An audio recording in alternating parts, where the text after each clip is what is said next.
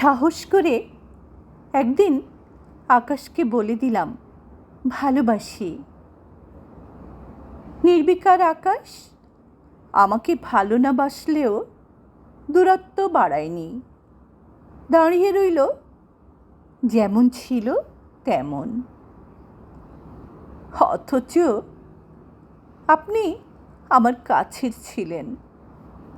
ভাবলাম ভালোবাসি বললে হয়তো আরও কাছের হবেন।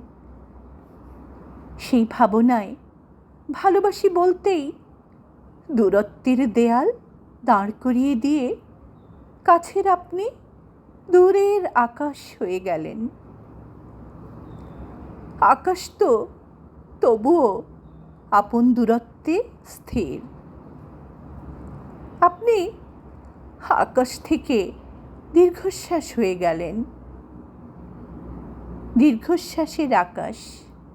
কলমে সালমান হাবিব, পাঠে আমি তাহেরা আনারকলি।